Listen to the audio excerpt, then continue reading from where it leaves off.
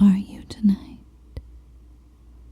It looks like you're all cozied into your bed and ready for some bedtime stories.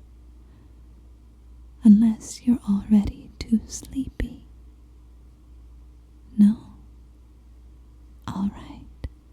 I've been looking forward to reading to you tonight. I thought tonight we could read a few of my favorite Grimm's fairy tales. How would you like that? Good. If you're ready, take a deep breath.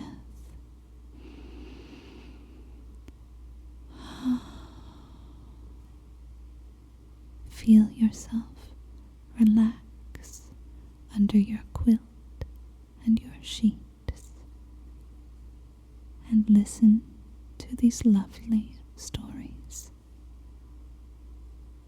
The first story tonight is The Golden Bird by the Brothers Grimm. A long time ago, there was a king who had a lovely pleasure garden round his palace, and in it stood a tree which bore golden apples. When the apples were nearly ripe, they were counted, but the very next morning one was missing. This was reported to the king, and he ordered a watch to be set every night under the tree. The king had 3 sons, and he sent the eldest into the garden at nightfall. But by midnight he was overcome with sleep, and in the morning another apple was missing. On the following night, the second son had to keep watch, but he fared no better. When the clock struck 12, he too was fast asleep, and in the morning another apple was gone.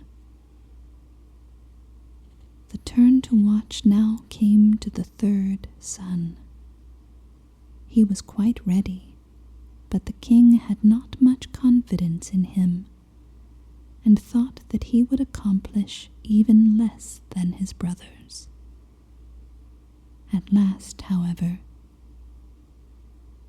he gave his permission, so the youth lay down under the tree to watch, determined not to let sleep get the mastery over him. As the clock struck 12, there was a rustling in the air, and by the light of the moon he saw a bird whose shining feathers were of pure gold. The bird settled on the tree and was just plucking an apple when the young prince shot an arrow at it. The bird flew away, but the arrow hit its plumage, and one of the golden feathers fell to the ground.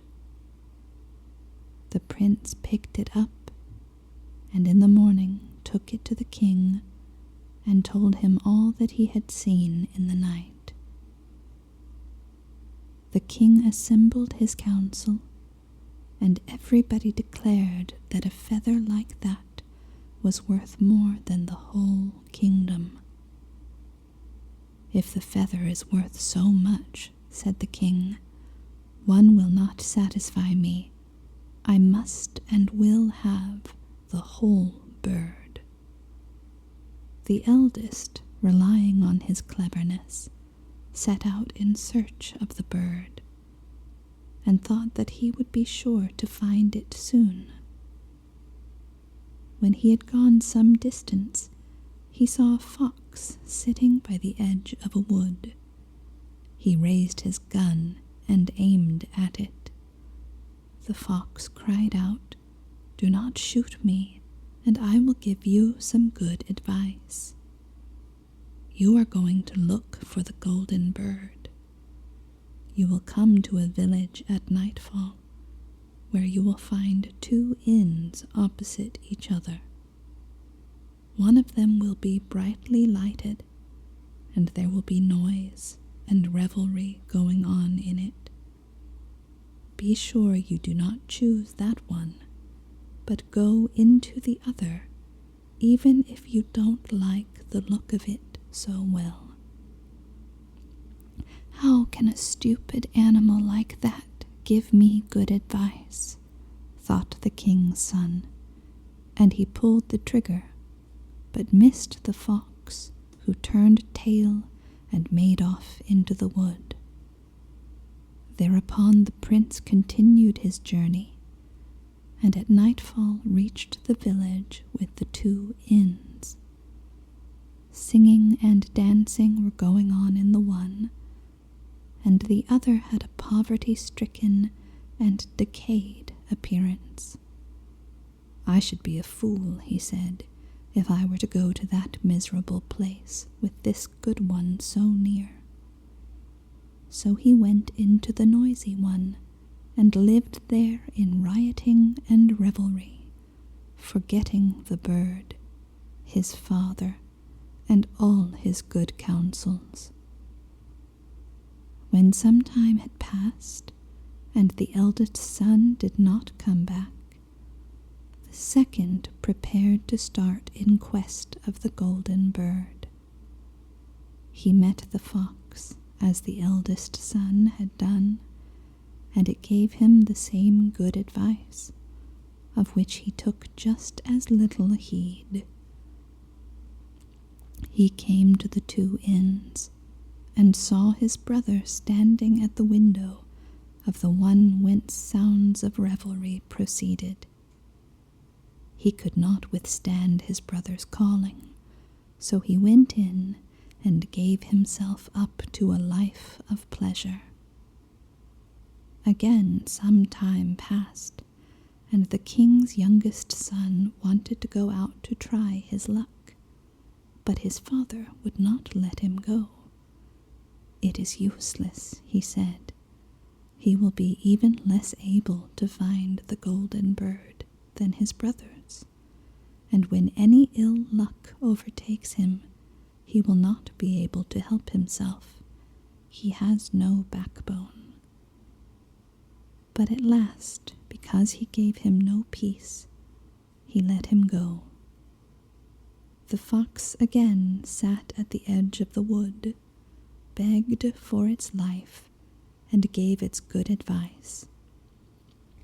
The prince was good-natured, and said, "Be calm, little fox. I will do thee no harm." "You won't repent it," answered the fox, "and so that you may get along faster, come and mount on my tail."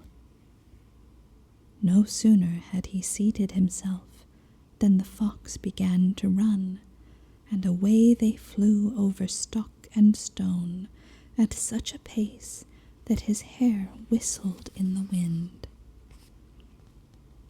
When they reached the village, the prince dismounted and followed the good advice of the fox. He went straight to the mean inn without looking about him, and there he passed a peaceful night.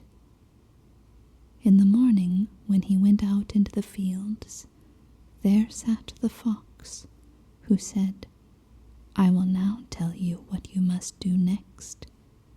Walk straight on till you come to a castle, in front of which a whole regiment of soldiers is encamped. Don't be afraid of them. They will all be asleep and snoring. Walk through the midst of them straight into the castle, and through all the rooms, and at last you will come to an apartment where the golden bird will be hanging in a common wooden cage. A golden cage stands near it for show, but beware. Whatever you do, you must not take the bird out of the wooden cage to put it into the other, or it will be the worse for you." After these words, the fox again stretched out his tail. The prince took his seat on it, and away they flew over stock and stone, till his hair whistled in the wind. When he arrived at the castle, he found everything just as the fox had said. The prince went to the room where the golden bird hung in the wooden cage, with a golden cage standing by, and the 3 golden apples were scattered about the room. He thought it would be absurd to leave the beautiful bird in the common old cage, so he opened the door, caught it, and put it into the golden cage. But as he did it, the bird uttered a piercing shriek. The soldiers woke up, rushed in, and carried him away to prison. Next morning he was taken before a judge, and, as he confessed all, he was sentenced to death. The king, however, said that he would spare his life on one condition, and this was that he should bring him the golden horse, which runs faster than the wind. In addition, he should have the golden bird as a reward. So the prince set off with many sighs. He was very sad, for where was he to find the golden horse? Then suddenly he saw his old friend the fox sitting on the road. "Now you see," said the fox, "all this has happened because you did not listen to me. All the same, keep up your spirits. I will protect you and tell you how to find the golden horse. You must keep straight along the road, and you will come to a palace, in the stable of which stands the golden horse. The grooms will be lying round the stable, but they will be fast asleep and snoring, and you can safely lead the horse through them. Only one thing you must beware of. Put the old saddle of wood and leather upon it, and not the golden one hanging near, or you will rue it." Then the fox stretched out his tail. The prince took his seat, and away they flew over stock and stone, till his hair whistled in the wind. Everything happened just as the fox had said. The prince came to the stable where the golden horse stood, but when he was about to put the old saddle on its back, he thought, "Such a beautiful animal will be disgraced if I don't put the good saddle upon him as he deserves." Hardly had the golden saddle touched the horse than he began neighing loudly. The grooms awoke, seized the prince, and threw him into a dungeon. The next morning he was taken before a judge and condemned to death. But the king promised to spare his life, and gave him the golden horse as well, if he could bring him the beautiful princess out of the golden palace.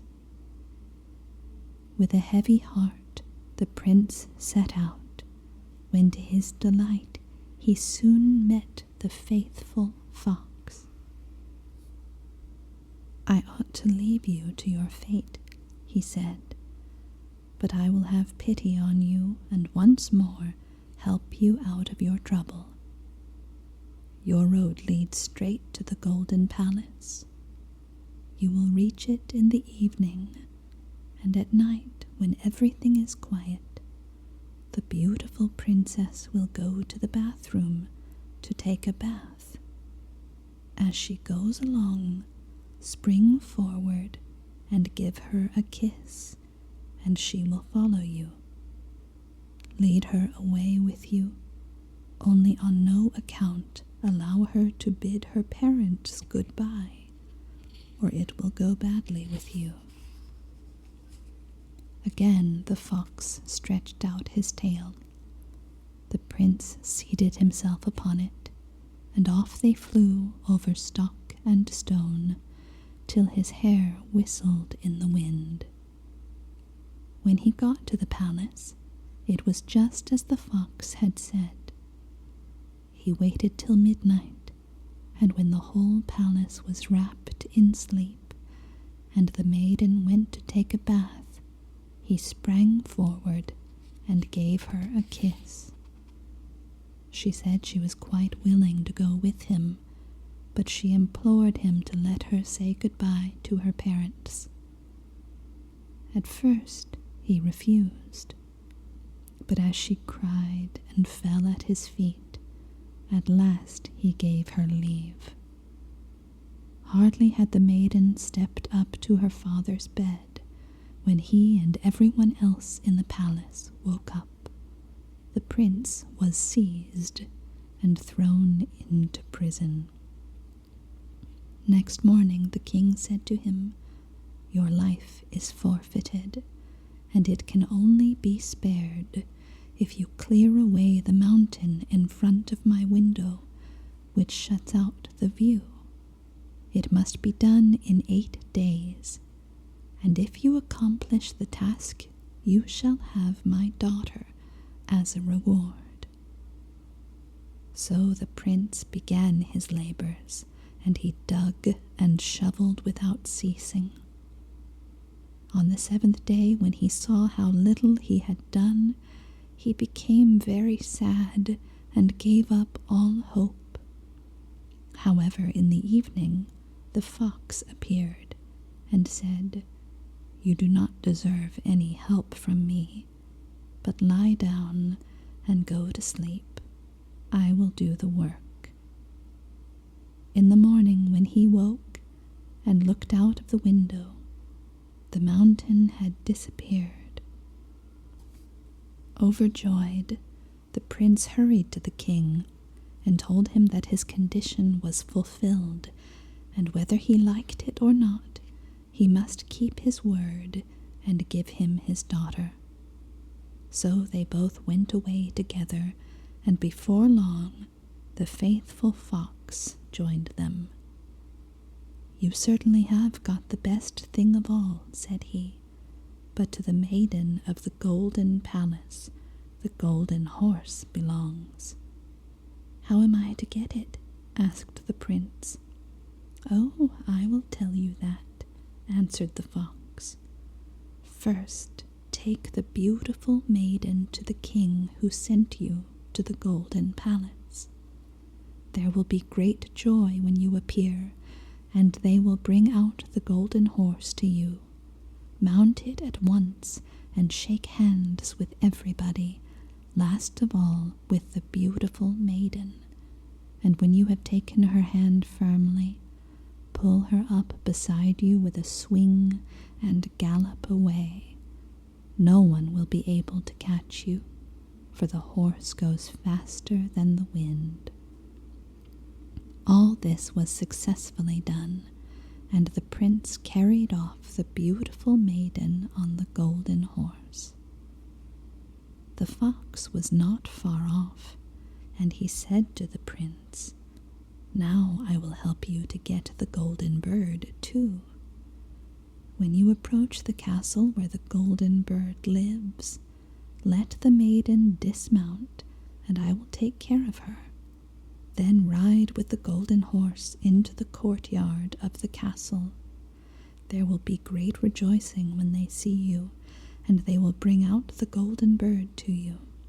As soon as you have the cage in your hand, gallop back to us and take up the maiden again."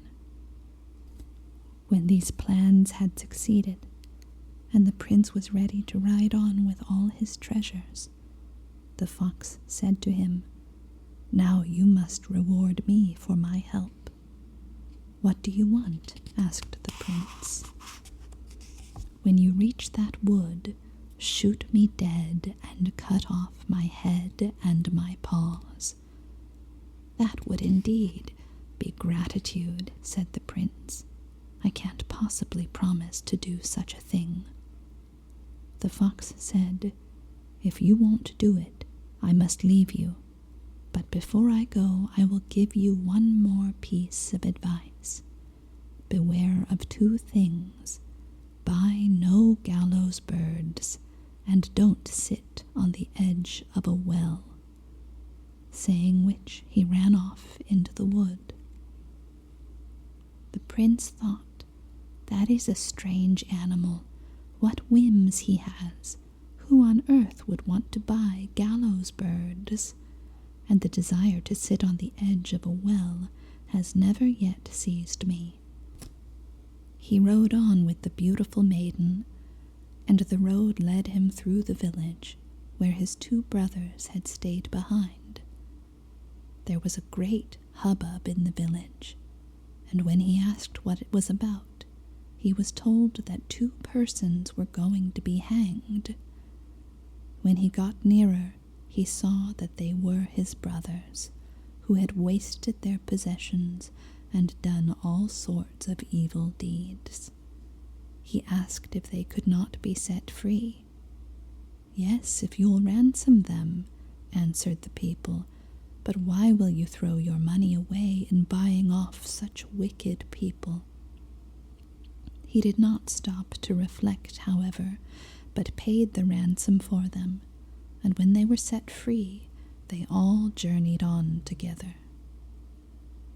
They came to the wood where they had first met the fox. It was deliciously cool there, while the sun was broiling outside, so the 2 brothers said, "Let us sit down here by the well to rest a little and eat and drink." The prince agreed, and during the conversation he forgot what he was about, and, never dreaming of any foul play, seated himself on the edge of the well. But his 2 brothers threw him backwards into it, and went home to their father, taking with them the maiden, the horse, and the bird. Here we bring you not only the golden bird, but the golden horse and the maiden from the golden palace as our booty." Thereupon there was great rejoicing, but the horse would not eat, the bird would not sing, and the maiden sat and wept all day. The youngest brother had not perished, however. Happily the well was dry, and he fell upon soft moss without taking any harm, only he could not get out. Even in this great strait, the faithful fox did not forsake him, but came leaping down and scolded him for not taking his advice. "I can't leave you to your fate, though. I must help you to get back to the light of day." He told him to take tight hold of his tail, and then he dragged him up. "You are not out of every danger even now," said the fox. "Your brothers were not sure of your death, so they have set watchers all over the wood to kill you if they see you." A poor old man was sitting by the roadside, and the prince exchanged clothes with him, and by this means he succeeded in reaching the king's court. Nobody recognized him, but the bird began to sing, the horse began to eat, and the beautiful maiden left off crying. In astonishment the king asked, "What does all this mean?" The maiden answered, "I do not know, but I was very sad, and now I am gay. It seems to me that my true bridegroom must have come." She told the king all that had happened, although the 2 brothers had threatened her with death if she betrayed anything. the king ordered every person in the palace to be brought before him. Among them came the prince disguised as an old man in all his rags. But the maiden knew him at once and fell on his neck. The wicked brothers were seized and put to death, but the prince was married to the beautiful maiden and proclaimed heir to the king.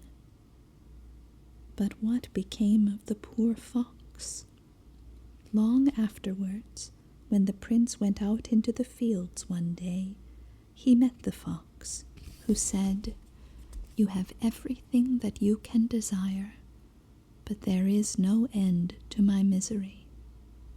It still lies in your power to release me." And again he implored the prince to shoot him dead and to cut off his head and his paws. At last the prince consented to do as he was asked, and no sooner was it done than the fox was changed into a man, no other than the brother of the beautiful princess, at last set free from the evil spell which so long had laid upon him. There was nothing now wanting to their happiness for the rest of their lives. The end. I haven't read that story in a very long time, and I forgot how wonderful it was. Thank you for letting me read it to you. You look like your eyes are getting very, very heavy. Do you want me to read you one more? I'd be happy to read one more before you drift off to sleep. I have one right here. It's another I haven't read for a very long time.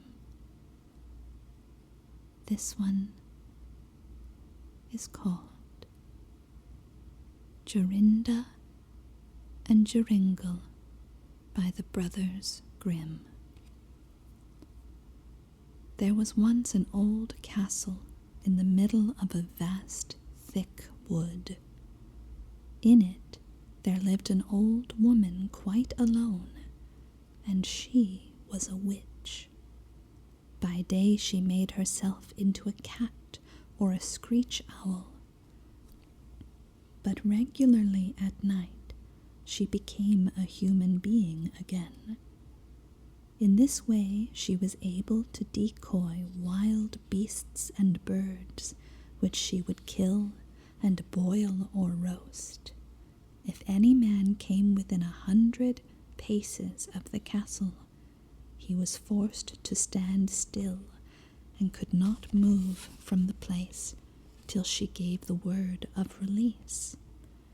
But if an innocent maiden came within the circle, she changed her into a bird and shut her up in a cage, which she carried into a room in the castle.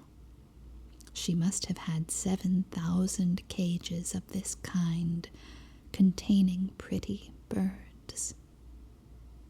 Now there was once a maiden called Jorinda, who was more beautiful than all other maidens. She had promised to marry a very handsome youth named Joringel, and it was in the days of their courtship, when they took the greatest joy in being alone together, that one day they wandered out into the forest. "Take care," said Joringel, "do not let us go too near the castle." It was a lovely evening. The sunshine glanced between the tree trunks of the dark green wood, while the turtle doves sang plaintively in the old beech trees. Yet Jorinda sat down in the sunshine and could not help weeping and bewailing, while Joringel, too, soon became just as mournful. They both felt as miserable as if they had been going to die. Gazing round them, they found they had lost their way. and did not know how they should find the path home. Half the sun still appeared above the mountain, half had sunk below. Joringel peered into the bushes and saw the old walls of the castle quite close to them. He was terror-struck and became pale as death. Jorinda was singing, "My birdie with its ring so red sings sorrow, sorrow, sorrow. My love will mourn when I am dead. Tomorrow, morrow, chug, chug." Joringel looked at her, but she was changed into a nightingale who sang, "Jug, jug." A screech owl with glowing eyes flew 3 times round her and cried 3 times, "Shoo, hoo, hoo." Joringel could not stir. He stood like a stone without being able to speak or cry or move hand or foot. The sun had now set. The owl flew into a bush, out of which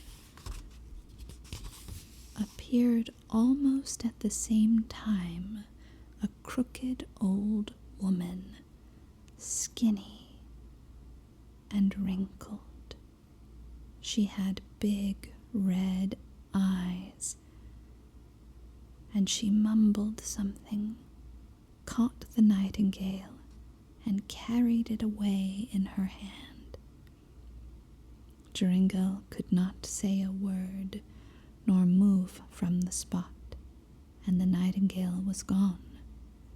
At last the old woman came back and said in a droning voice, "Greeting to thee. When the moon shines upon the cage, unloose the captive." Then Joringel was free. He fell on his knees before the witch and implored her to give back his Jorinda, but she said he should never have her again, and went away. He pleaded, he wept, he lamented, but all in vain. "Alas, what is to become of me?" said Joringel. At last he went away and arrived at a strange village, where he spent a long time as a shepherd. He often wandered round about the castle, but did not go too near it. At last he dreamt one night that he found a blood-red flower, in the midst of which was a beautiful, large pearl. He plucked the flower and took it to the castle. Whatever he touched with it was made free of enchantment. He dreamt, too, that by this means he had found his Jorinda again. In the morning when he awoke, he began to search over hill and dale in the hope of finding a flower like this. He searched till the 9th day, when he found the flower early in the morning. In the middle was a big dewdrop, as big as the finest pearl. This flower he carried night and day, till he reached the castle.